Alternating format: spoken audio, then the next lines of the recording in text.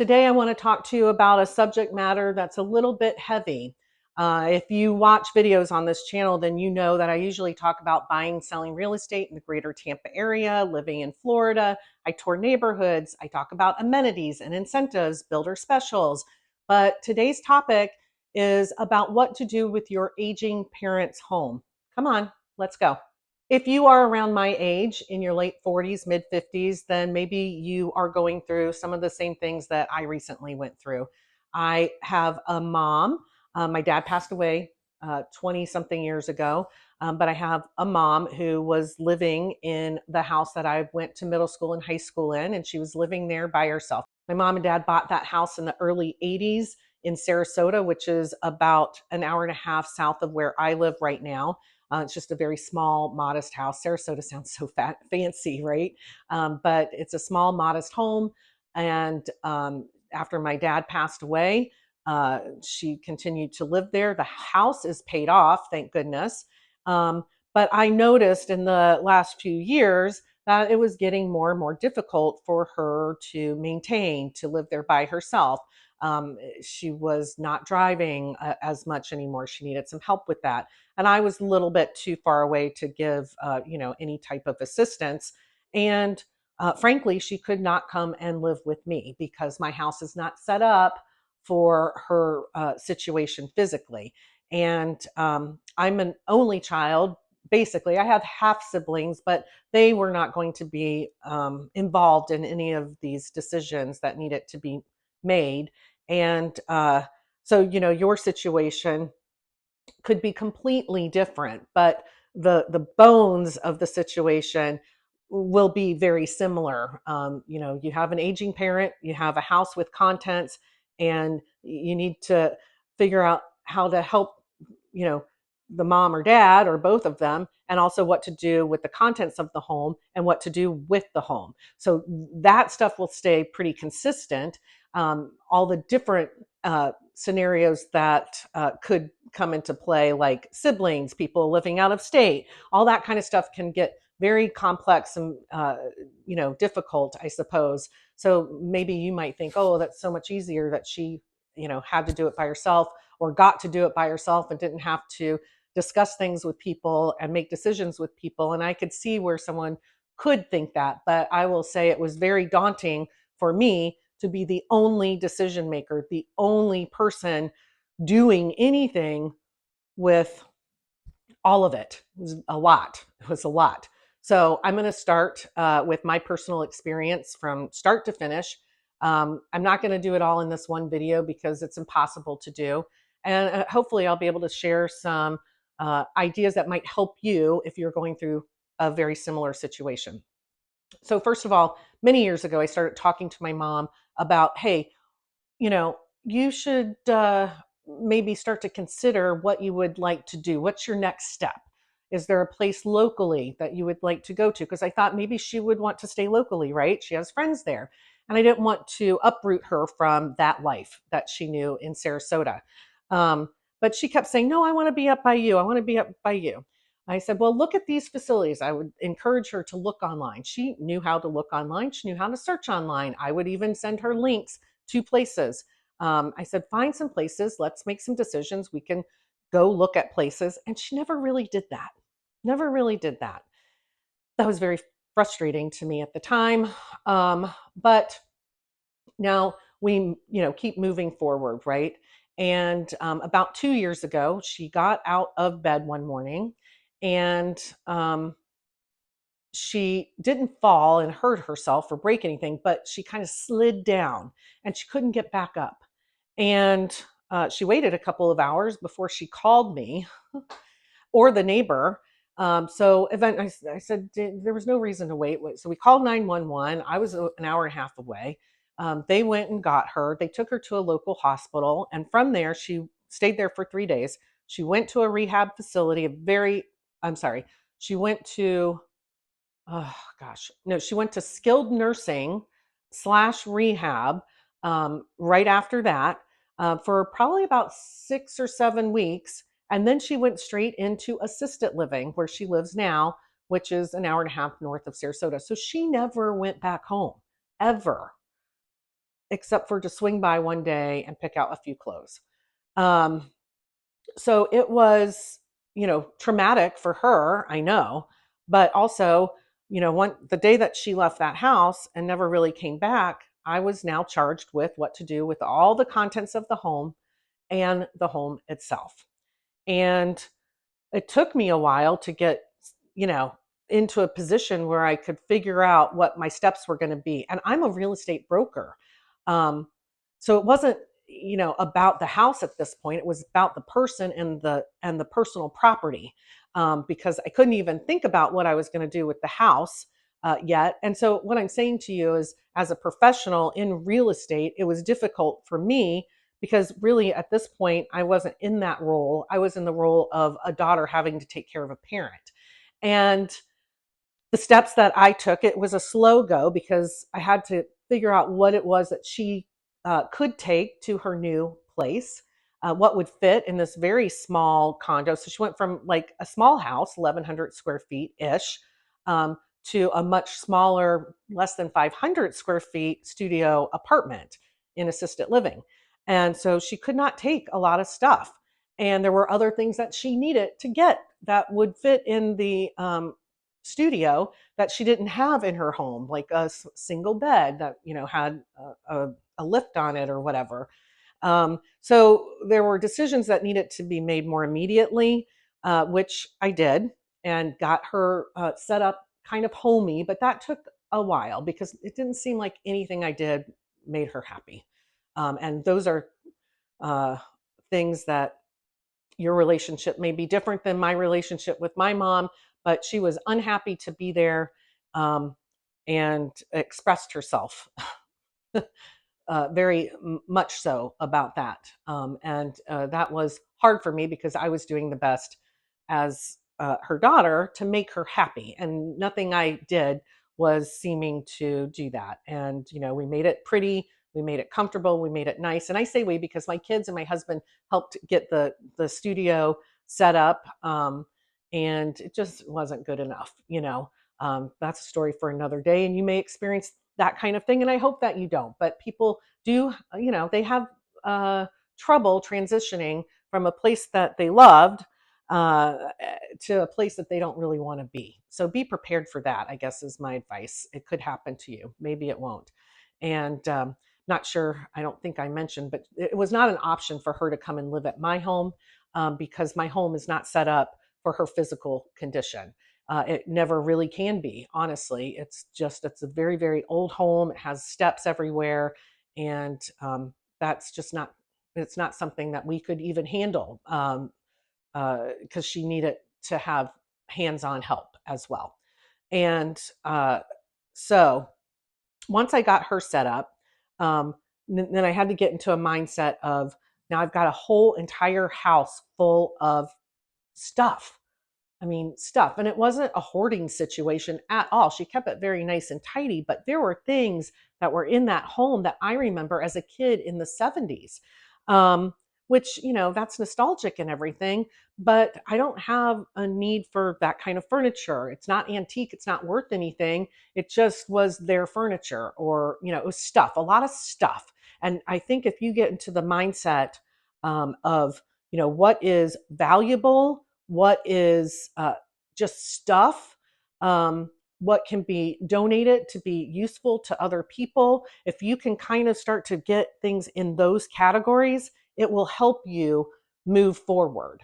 Um, Obviously, photographs and maybe mementos that are meaningful. Those would be kept in the valuable. Let's keep those, or I'm not sure yet. Okay, photos definitely want to keep, right? Because you can't replace those. The furniture part, um, uh, some people will say do an estate sale. And yes, if you have stuff that's valuable enough to do that, you could do that. You could do a garage sale, you could do an estate sale. Some people want to sell stuff on Facebook. In my case, the contents wasn't so much of value. Like I said, a lot of stuff from the 70s was still in the house. I didn't have time to sort things out and do a garage sale. I did not have time to do that. My drive was an hour and a half there, an hour and a half back at least. Traffic to Sarasota can be crazy. And then just the time spent, schlepping everything out, sitting there waiting for somebody to give me a quarter, it's not worth my time. I did try to do some things on Facebook Marketplace, and I think that there are professionals that like to just mess with you on Facebook Marketplace. They will say, "Oh, hey, I'm interested in an item. Oh, yeah, what? Okay, okay." So I put like maybe 3 items up. I was going to be there on a Saturday, and I thought I'll give this a go, see if it goes for some of the bigger things. And they were all like no shows or weirdos. I wouldn't give them the address. I said, forget it. I'm not doing it. But I had some things that I thought maybe Habitat for Humanity would want, for example, and they will come and pick up stuff. I had a whole bedroom, suite of furniture, and they got there and they wouldn't take it all because it was too dated. It wasn't what they would put in one of their homes or put for sale in one of their shops. So we donated a whole lot of stuff to Goodwill, which happened to be around the corner from my mom's house. And I would come with my kids who are older, they're late teens, early 20s, and they would come with me from time to time and they would make little runs to Goodwill. So we'd put stuff in little piles and then somebody would go and schlep that stuff off to Goodwill while I still kept doing that. And I could only do it for about 2 hours at a time. And then I was done. Um, so I did that for a while. And when they did come to take some of the big stuff away, that was very helpful. So that's a pro tip for you.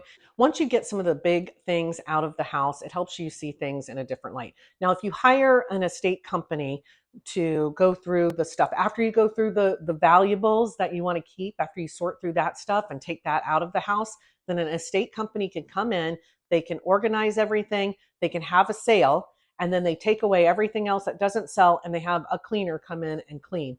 And that might work for people who live out of state, don't live nearby, don't have the time or to put into doing something like that. That is a really good option for people if you have to clear out the house like that and you don't want to be responsible for it. So I would say that maybe if I had to do over, I might consider something like that. But at the time, I just didn't think it was enough stuff for of value that it would make sense for me. Um, but eventually, I did get the home almost cleared out, but I still had some big things in there. And I was talking to a friend and she said, Allison, I have a horse trailer. I can come down. We can load it up and take that stuff to the dump, no problem. And I said, oh my gosh, well, that would be so great, even though I wasn't looking forward to that. I mean, that was like some serious manual labor, right? And in the meantime, I was having some conversations with a handy person that I use here in the Tampa area that helps me at my home from time to time. And some, I refer to clients. And I said, I was wondering if you might go down to Sarasota. There's some things that are going to need to be fixed before I do whatever it is that I'm going to do to the house, with the house. And he said, yeah, I can do that. And I said, okay, well, I got to get some stuff out of there first. And here's what I'm doing. And he said, don't do that. I can get a trailer. I will get my guys and we will take care of that for you. Hello. So I guess the other thing I want to say is if somebody offers you help like that, or even just ask for help, you will be surprised at who will come to your aid, who will help you. They want to help you. So don't be afraid to ask for help and don't be afraid to accept the help and sort out the things in piles and ask for help and accept the help. So those are great things. Now you might be saying, well, how did you figure out where your mom was going to go live? I'm going to share with you in the description below. I'll share with you a link of a concierge service. What I mean by that is that there are organizations that will help you figure out, based on your parents' needs and location of as to where they want to be, what are some facilities where they can go. And they will give you that list. And there's not a fee for that. They get kind of a finder's fee on the opposite side when the parent decides to live in the place. But there's not a fee to you. At least in my case, there wasn't. But I didn't even need, I started to talk to them a little bit because it was a little frantic at first. But I ended up my mom ended up going to the same facility where my mother and father-in-law decided to live, and they were about 6 months ahead of her in the whole process. And my lovely sister-in-law did a lot of visiting and vetting, and so I felt very comfortable with my mom going there. Plus, she would know some people coming from a whole different city. She would already know a couple of people living there, so it was a good fit for her. And I didn't have to finish up by using that concierge service, but in your area there might be a service like that. So I'll share the link for the people I know, and then if they can't help you, um, then maybe they know of another similar kind of operation that can help you. Okay, so clearing out the personal belongings was probably one of the most stressful things. And you have to give yourself grace, because if you have siblings, maybe you guys will decide everybody's going to come on this day and we're going to pick out what we want to keep and have. I didn't have that, right? Because I don't have siblings like that. Nobody was going to come and pick out what they wanted and take that stuff away. But maybe luckily you have that. So that's what I'm saying, is that you may be in a better situation than I am, because I had to make all the decisions. But then maybe you have like a derelict brother who, just, wants to take stuff and sell it and use money for bad things or something, and you don't want that. So I can imagine that it can be difficult with siblings just as much as it's difficult without. So everybody's going to have a different situation. But give yourself grace, because you don't have to make all of the decisions unless you make yourself make all the decisions. Yes, you have to get the stuff out of the house, but do you have to donate it or junk it? No. In my case, I kept some things that I just wasn't ready to make a decision about, and they're sitting in bins in my garage, right? So I have about 9, 10, 12 bins. I don't even know. I lost count. They're neatly stacked in my garage, and I have to go through them. And I just, once I got through the process of getting everything finally out, and then I had these I'm not sure about things. I had the keeps, which was coming with me anyways, and then I had the I'm not sure about, and I'm just going to bring them back up and deal with it later. I'll get them out of the house. They're still sitting in the garage. My husband's after me about it, but he not really after me, but he's laid off about it, because he knows it's a thing I don't want to deal with yet, and I will get to it at some point. Um, but it's a lot, to do. But I give myself grace. So I made some bad decisions. I donated things that I think I probably should have kept. My mom has given me grief about stuff. I mean, to this day, and it's been almost 2 years. I'll give you two examples. One is I asked her a question that I needed to know about the hurricane shutters on the home. I said, "Do you remember who did those? Who you bought those from?" Because she'll remember things. Her physical ability is not so great, but mentally, she's still got a lot there. And um, she said, "I don't know. It's in that black filing cabinet." I don't say anything. She goes, "The black filing cabinet?" I said, "I know. Well, just go in there and look at that." And I go, "I don't have that black filing cabinet." "What'd you do with it? What'd you do with it?" "Well, I gave away the black filing cabinet. I had to get rid of it." Now, I went through papers and I sorted through what I thought was important. And then there was also stuff from the 70s in there they were not important. And it was not fair for me to keep those items. What am I going to do with that? So, anyways, so that was one thing. And that's 2 years later, because that just recently happened. And there was another thing, um, you know, uh, about some sort of bicycle, a riding bicycle. Now, keep in mind, my mom's not in great physical condition. For her to get on a bicycle, even a stationary bicycle, it would be dangerous. So I'm pretty sure I gave that to Goodwill. She goes, "Hey, do you have that bicycle in the garage?" I was like, "No, Mom, I gave you the one that's on the ground that you can sit in a chair and use." "Well, what'd you do with it?" I'm sure I donate. "Well, you could have gotten $100 for that on Facebook Marketplace." So I'm sharing that with you because those are things that might happen to you. And it's awful when it does, because you've done the best that you can. You think you're making good decisions. You're not trying to hurt anybody's feelings, but yet, somebody had to leave their home and the stuff in it. And they want to go back and grab that thing that maybe they haven't even touched for years, and now you're the person who got rid of it, right? So be prepared for that. Give yourself grace. I do. I donated things that I probably shouldn't, like a fancy basket from Charleston. They hand weave them. And I was like, I'm not going to use that. I remember getting it as a kid, as a family at the open air marketplace in Charleston, South Carolina, where we lived at the time. And my mom had it out as, a knickknack.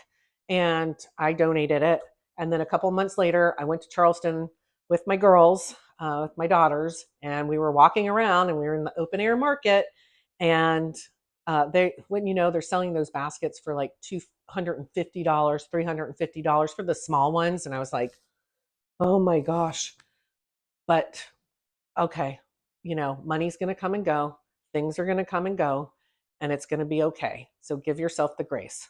So uh, ask for help, accept help, give yourself grace, put things in piles, try and make things easy for yourself. And I will get to what it is that I decided to do with my mother's home in my next video. And in the meantime, if you have some comments, questions, things that you're going through, maybe things that I can help you with, if you have some specific question about something, please put it in here. I'm helping people right now. Sadly, their mother passed away and they inherited the house, but they all live in different states. And the house is here in the greater Tampa Bay area. And I'm helping to facilitate the sale of that home through the three of those siblings, very simply and easily for them. But they're not here locally to handle any of that. And so I'm happy to help them. And I'm really happy to have had the experience that I've had personally as well, to understand some of the things that they were going through emotionally. So put your comments, your questions down below. Make sure that you like and subscribe so that you don't miss the follow-up videos to this, because this cannot be talked about in one little talking head video. My name's Allison Newland. I'm a real estate broker in the greater Tampa area, and I am the daughter of an aging parent.